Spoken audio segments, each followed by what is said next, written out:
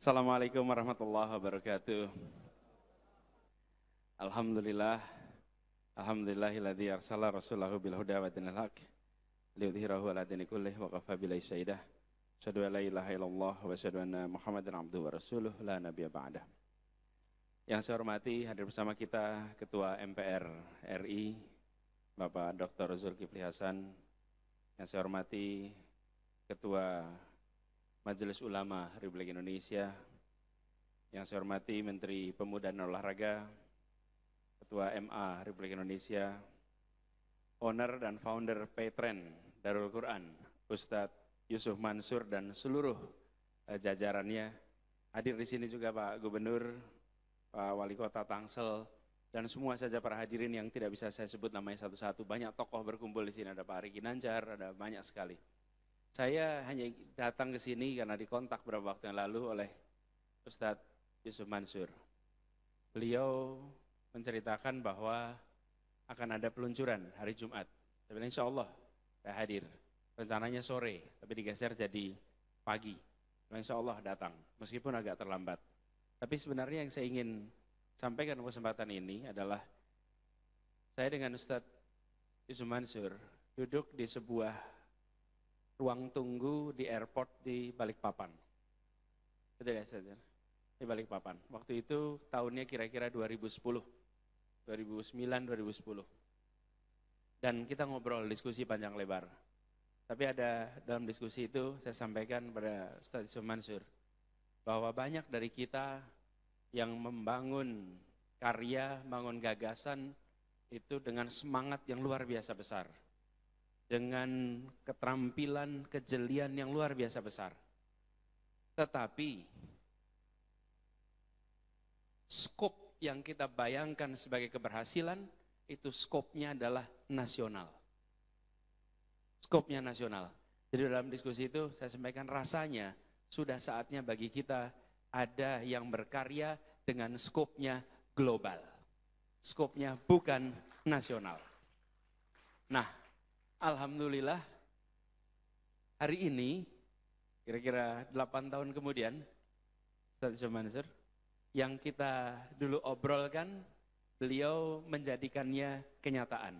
Bahwa hari ini dari kota Tangerang dikirimkan contoh bahwa dari Indonesia bisa menjadi player, bukan hanya player nasional, tapi pelaku untuk level global. Kita beri tepuk tangan buat Ustadz Yusuf Mansur dan seluruh timnya.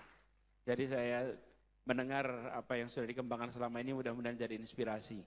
Bahwa skop berkaryanya hari ini bukan lagi skop nasional saja. Tapi skopnya sudah harus internasional, jangkauannya internasional. Karena tidak bisa lagi kita semata-mata membatasi ruang berkarya dengan teritorial negara. Sudah melampaui batas-batas negara. Tapi tidak semua dari kita bisa melakukan itu. Dan kita bersyukur bahwa makin banyak anak-anak bangsa yang bisa masuk di level global ini. Jadi kita berharap di ekonomi baru ini yang sekarang sudah mulai digulirkan, kita mengapresiasi. Dan Ustadz Yusuf kalau boleh usul juga kantornya di DKI juga siap untuk menampung, Pak.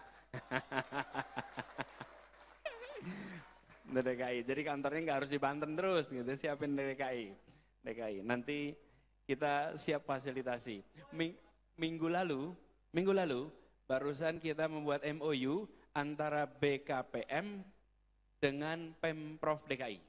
Kenapa kita bikin MOU? Karena begini, banyak sekali terobosan-terobosan di bidang digital yang investornya, pelakunya kesulitan untuk mendapatkan perizinan.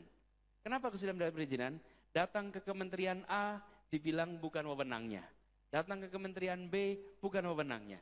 Ke Kementerian C bukan. Datang ke wilayah ini. Kenapa? Karena kebaruannya membuat peraturan yang kita miliki itu belum siap untuk mengatur. Biasanya untuk bisnis-bisnis konvensional memang aturannya sudah siap. Tapi bisnis digital seperti ini kadang-kadang kesulitan, harus kemana mereka mengurus. Sementara 95 sampai 99% katanya dari investasi digital itu terjadinya di Jakarta. Maksudnya Jakarta dan sekitarnya kira-kira gitu. Jadi Banten masih masuk juga. Tapi 95-95% itu di Jakarta. Akhirnya kita buatkan kesepakatan bahwa semua yang terkait investasi itu kita berikan kemudahan. Kalau belum ada aturannya, kita siapkan perangkat aturannya supaya investasi di bidang ini bisa berjalan dengan cepat dan baik. Jadi Ustaz Yusuf, kalau ternyata mau menjalankan investasi ini dan ketemu kerumitan-kerumitan, datang aja ke Pemprov DKI. Nanti kita siap untuk memberikan solusinya. Mungkin itu saja yang bisa saya sampaikan. Sekali lagi selamat atas diluncurkannya Petren ini, dan kita berharap ini menjadi platform yang betul-betul memudahkan, bukan hanya dalam bertransaksi, bukan hanya dalam membesarkan perekonomian, tapi juga saya berharap di aspek sosial. Sedikit saja saya tambahkan. Kemarin kami barusan selesai kegiatan peduli umat. Kita banyak memikirkan tentang bagaimana mengembangkan keuangan Islam, mengembangkan syariah banking system, transaksi berdasarkan prinsip syariah. Ini di sini ada pakarnya juga. Tapi yang tidak kalah penting sebenarnya, dan sekarang agak kurang dapat perhatian, adalah bagaimana kita mengoptimalkan soal zakat. Karena ini adalah dua sisi mata uang yang diatur bukan hanya meningkatkan produktivitas, tapi juga memastikan distribusi berjalan dengan baik. Dan ini beda dengan pajak. Kalau pajak kita hanya menentukan besarannya.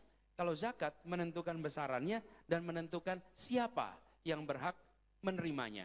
Saya rasa platform-platform yang ada ini bisa dipakai bukan saja untuk bertransaksi ekonomi meningkatkan perekonomian, tapi juga transaksi untuk meratakan kesejahteraan bagi seluruh umat Islam di Indonesia dan warganya. Barangkali itu dari saya, kurang lebihnya mohon maaf. Assalamualaikum warahmatullahi wabarakatuh.